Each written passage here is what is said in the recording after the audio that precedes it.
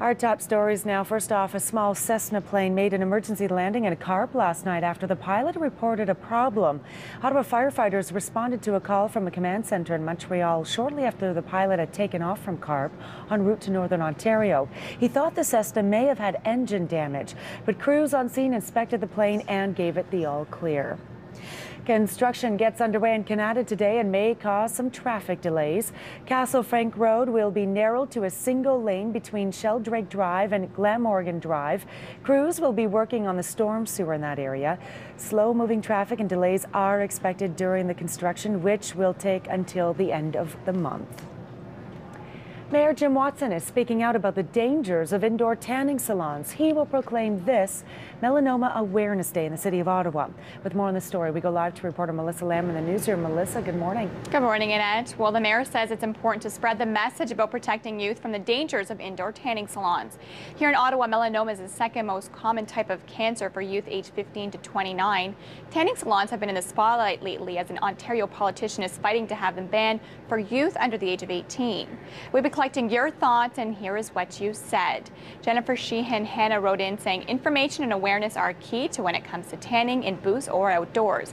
Banning is extreme and really not the business of Mr. Watson. That's between parents and kids.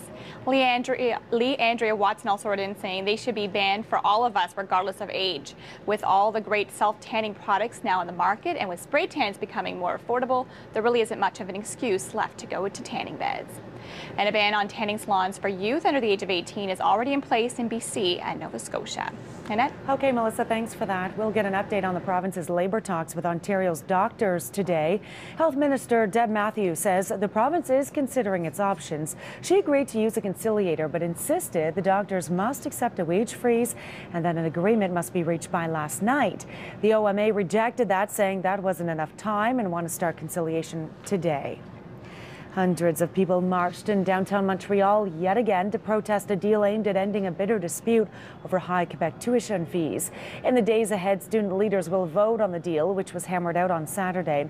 For 12 weeks, thousands of Quebec students have boycotted classes to protest a planned 75% boost in tuition. A Harley Davidson motorcycle has picked up worldwide attention for quite the journey. The Harley was swept up in last year's tsunami in Japan and made a remarkable trek, washing up on the shores of a beach in Victoria, BC. Local motorcycle enthusiasts have come together to help get the bike restored before it will make the long journey back to its rightful owner in Japan. And finally, schools are supposed to inject a love of learning in their students, but an academy in China appears to be injecting a lot more than that. Students are hooked up to intravenous drips while they cram for college entrance exams. They're very competitive and considered the main factor in university acceptances. The IVs contain amino acids and are supposed to boost energy. The drips haven't been proven to be effective, but aren't believed to be harmful either.